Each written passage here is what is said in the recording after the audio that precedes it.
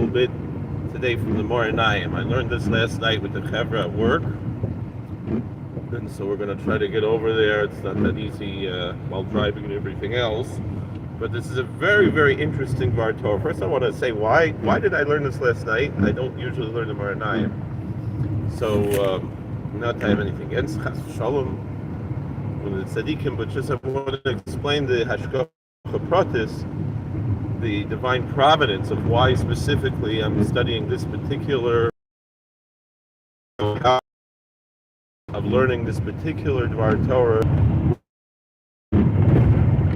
Nothing really bad, but it was a big inconvenience. I had to take half the day off of work to go down to Kirsiol from talk to the principal of the school, right?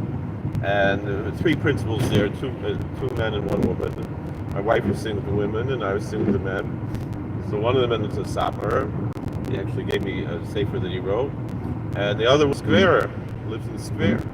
And he's a menal in the Sapper Girls School in Kirsiol. So, and in the discussion they mentioned, you should learn the Einayim. Square, I heard that they say that in Square they don't learn the Ketzos. So once the Satmarav was talking to this, I didn't mention.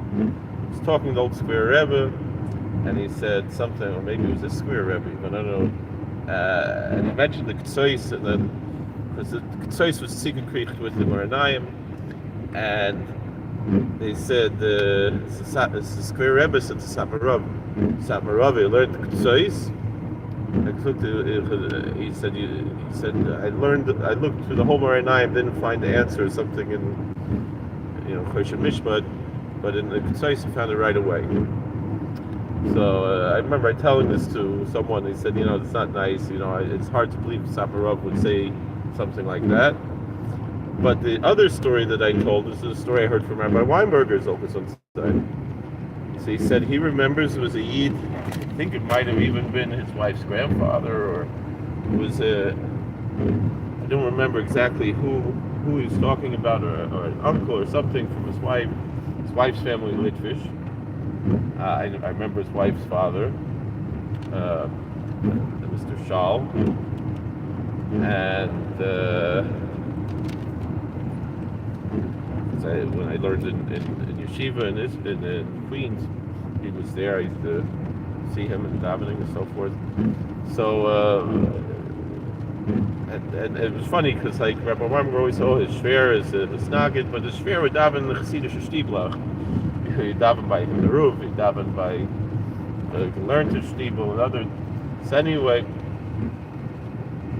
But I think it was episode Korov to Rabbi Weinberger's wife that the Maisa is given that his uncle, whatever, he was a Yid from Lita, and he was losing his eyesight. And his wife said, "Go to Satmarav for bracha." And he said, "I'm a misnagid. I don't go to Rebbe's."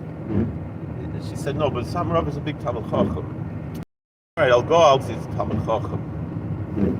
So he went to Satmarav. Satmarav said, "A skula for your eyesight is to learn the Sefer Mor." Didn't even need glasses. So Rabbi Weinberger was amazed. He heard the story. So he asked. He said, "Do you still learn the Einayim?" He asked this Yid. Maybe it wasn't a carve. It was just maybe a Yid from Queens, whatever it was. So then he said, "Why should I? I see fine." So and he didn't become a chassid either. So anyway, so then. So that was Tuesday. So yesterday we have Jewish services in the prison, and I have two guys who come. I don't know if either of them are Jewish or not. I don't know, but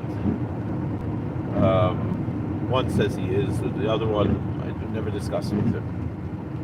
But they come faithfully, and I don't treat them any differently. But for that reason, I also don't like schlep out the tefillin. There was like Monday, there was a guy I knew was a Yid, and he was getting out the next day, and I said, maybe school, you shouldn't come back. He's going on a long parole, 7 years, whatever. So I said, maybe put on tefillin, and then something, and I said, you've ever put on tefillin before? Yes. It took 2-3 minutes. He put on tefillin, said Shema Yisrael. This was the Yid who would, like Hanukkah left, but he never wanted to come to the weekly Jewish service. Taka, he would go to the church because he liked to play the drums. But he said, Rabbi, I'm not converting, I just like to play the drums. So this was the situation, whatever it was. But anyway, from my chevra who come every week, one guy, he's a lighter, he's losing his eyesight. He's an interesting character, very interesting character. And so he's losing his eyesight. So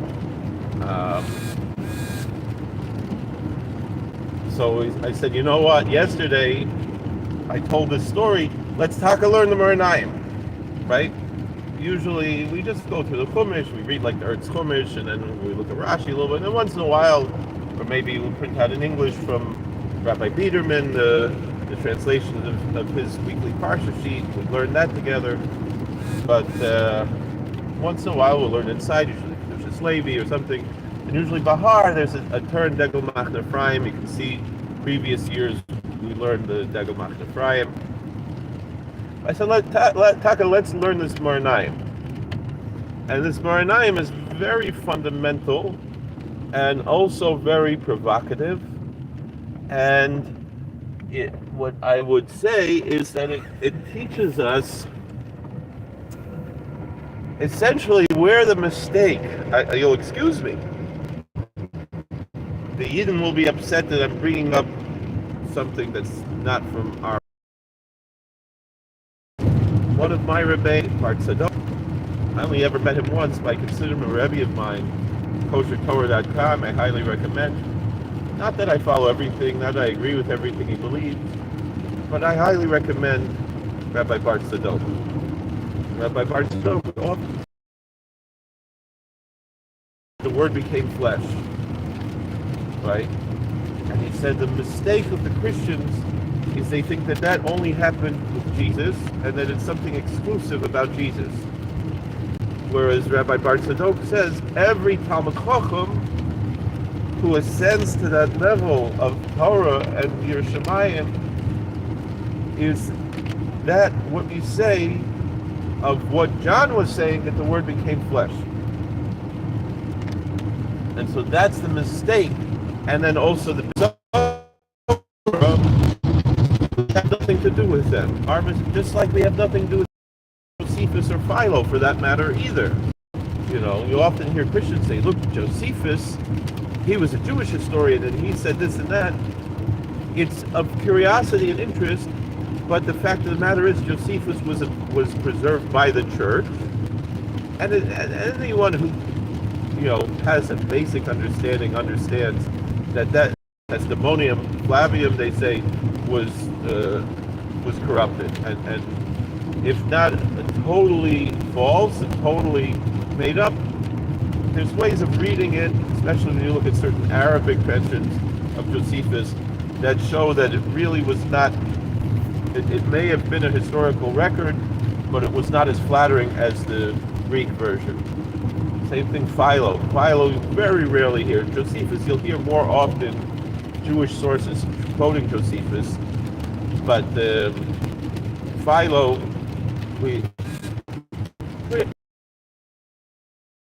Jewish quoting of Philo. But the theology of the Logos is, and I'm not a scholar of Philo, I've never really studied his writings, and I find them kind of confusing and difficult when I've tried to read them here and there, and it's also very obvious learning Philo that he didn't know Hebrew, and that he was an Amoritz, and yet so a lot of the things that he said, and but so great philosopher and didn't really know Chumash, and he only knew it from the Septuagint. And the version of the Septuagint that he had is not the version that exists now, which also points to that the current Septuagint is not the original. That's a separate issue.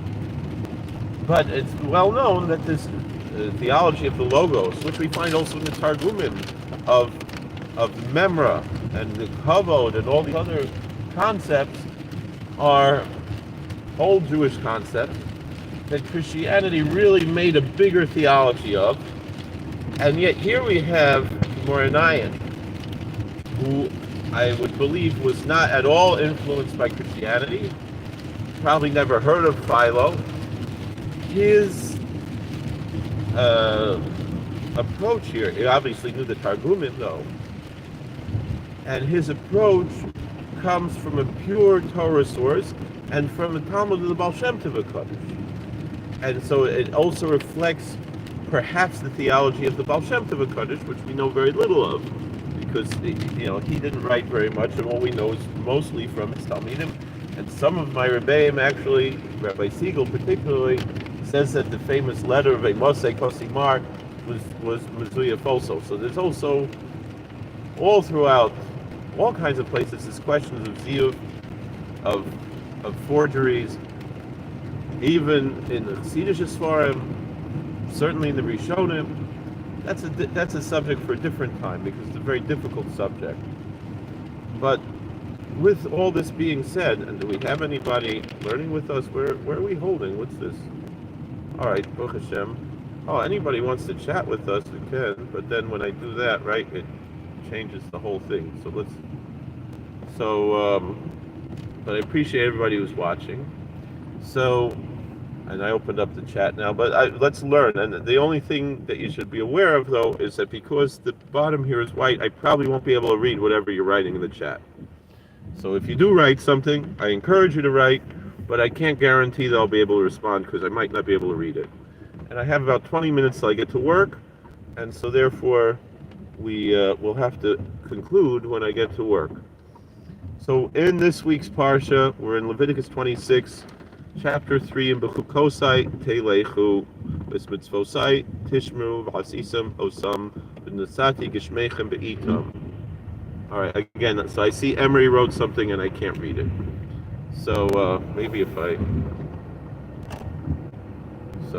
anyway, but I appreciate you writing, in any event. So, Leviticus 26, if you walk in my commandments, if you walk in my statutes, right, and you keep my commandments and do them, and I will give the rain in its due season. It's raining now, you can hear my windshield wipers. So, the Einayim says as follows,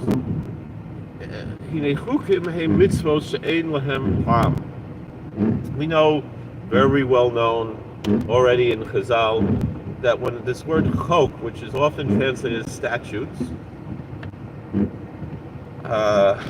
means the mitzvahs that have no tam.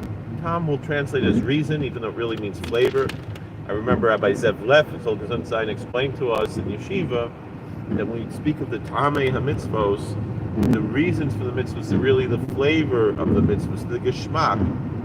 How do we say that over? It means like this, that if you eat something that's nutritious but has no flavor, you'll be satisfied for your stomach and for the nutrients you need in your body, but it won't be so much fun, right?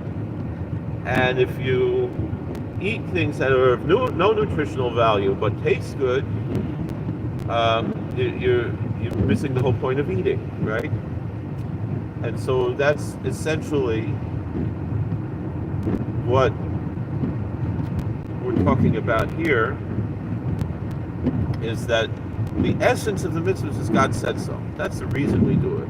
We don't need really, for the essence, any of the flavor. But we as human beings, being flawed and need something, and it's a gift of God that food tastes good. Rabbi Weinberger often said that. We could just swallow pills, but God gave us that geschmack of a delicious kishka, and so we're blessed that food tastes good, and so too we're blessed that the mitzvahs generally do have ta'am, right? They generally do have flavor to them, a geschmack. Even the chukim actually have a geschmack to them, right? As we would say in Yiddish. But anyway, that's a side note, and we'll go back to this idea of saying that the chukim essentially are the commandments that have no reason. They're not rational, they're irrational, right? Mitzvahs heim sheyesh lehem tam. But in this verse where it says commandments, mitzvos, those would be then the reference to those that do have a reason, right?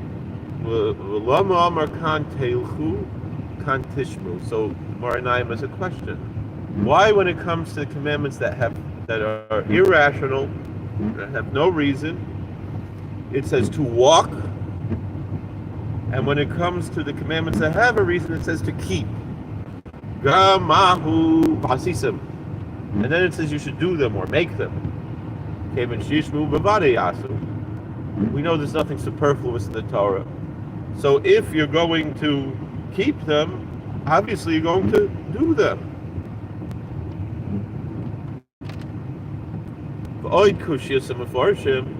And then there's another question that the commentaries ask. Now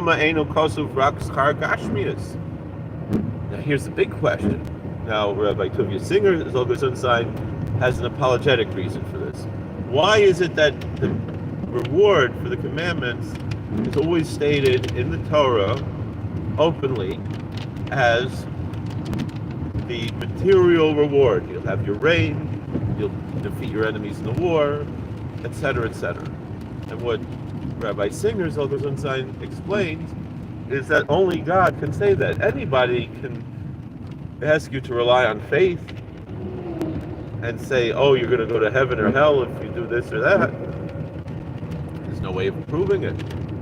But this is very easy to prove. And actually, I've seen it. I saw the sabbatical years particularly, which is the theme of not only Bahar, but Bahar and Bechukosai together.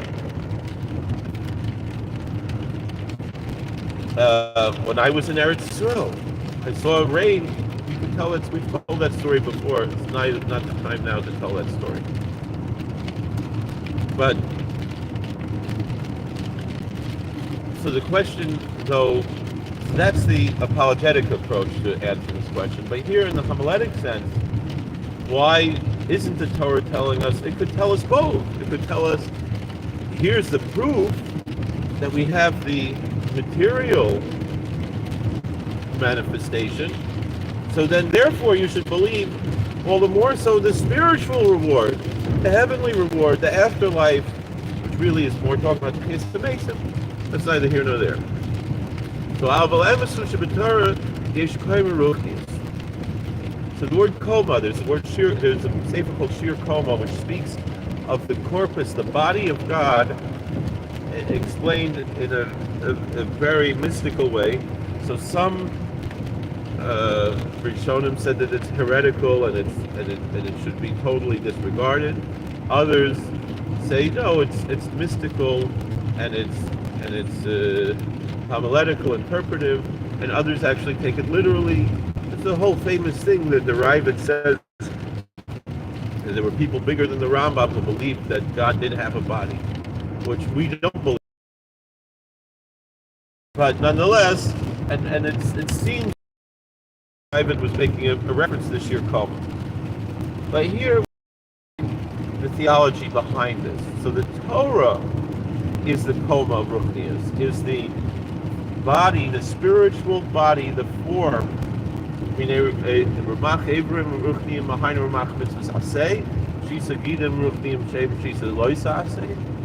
That when you have, just like the human body has 248 limbs and 365 sinews, so too the Torah has a body that is 248 limbs and 365 sinews in the spiritual sense, which means the 248 positive commandments, the thou, and the 365 negative commandments, the thou shalt nots, and that those are represented by these archetypes.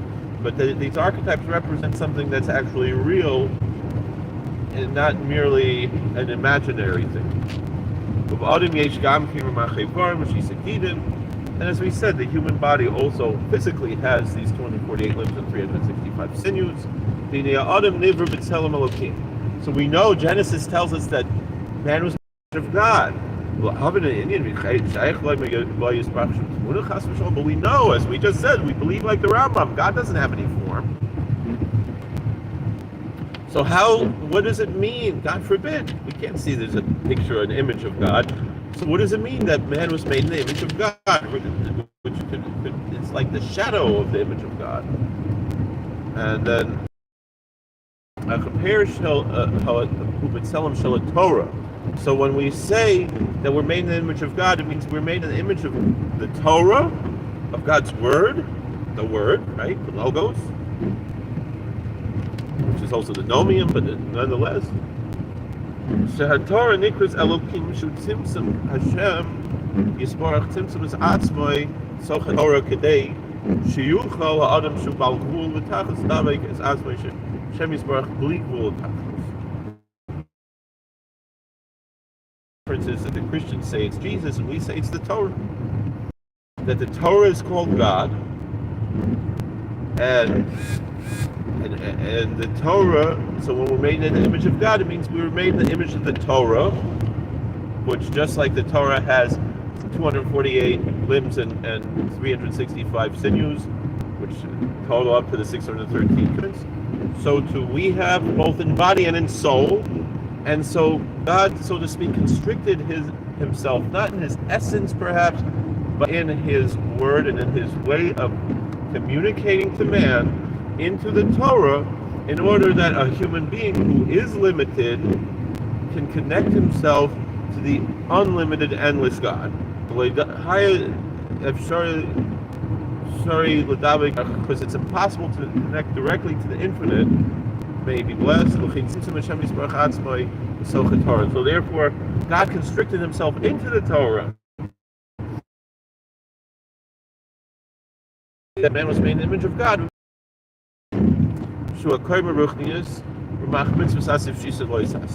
Meaning that spiritual body, erect posture, spiritual posture, which is 248 positive commandments and 360 negative commandments. So when does a human being become perfected? Is when the human being is unified with the image of God. That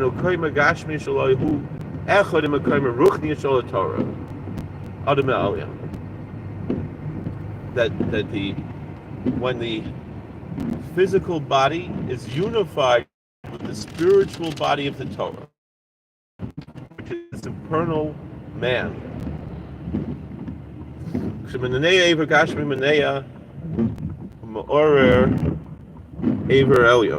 Meaning that when a person does some action here on earth, he is connecting and being and causing movement in something in the supernal.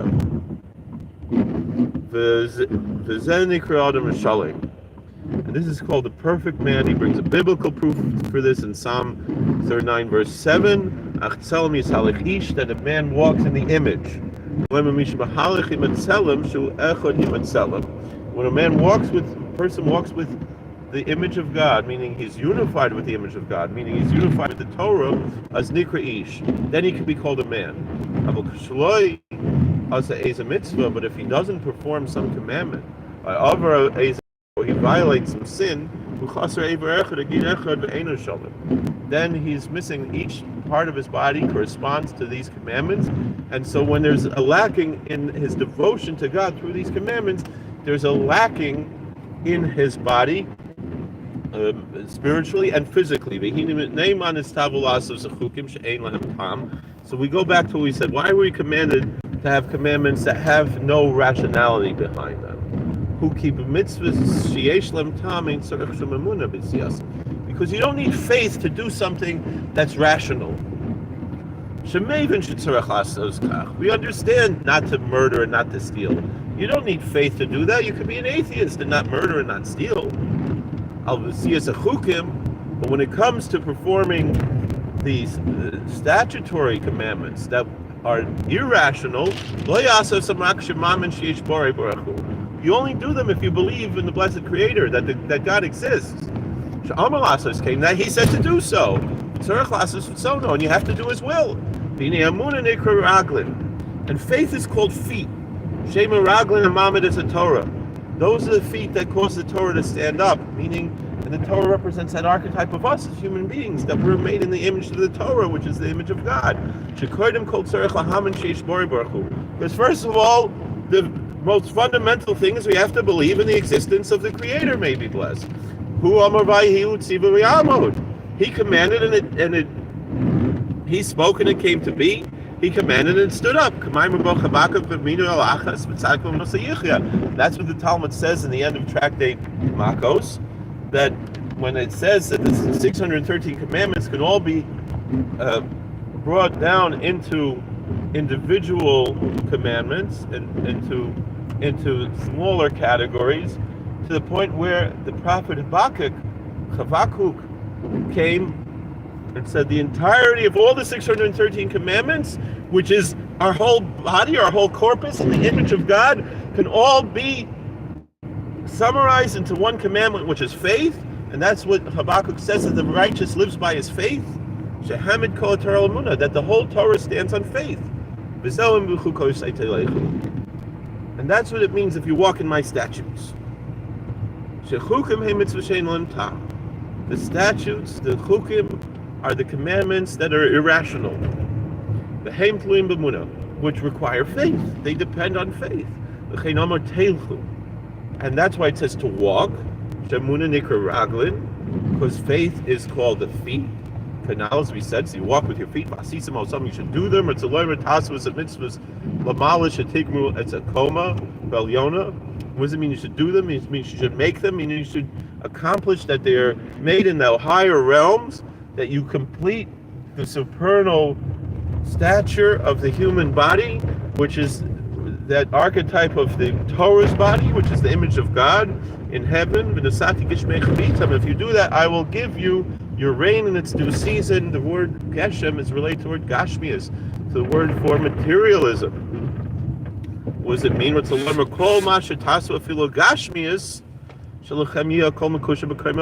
everything you do, even the material, physical actions that you do, are connected to that supernal stature.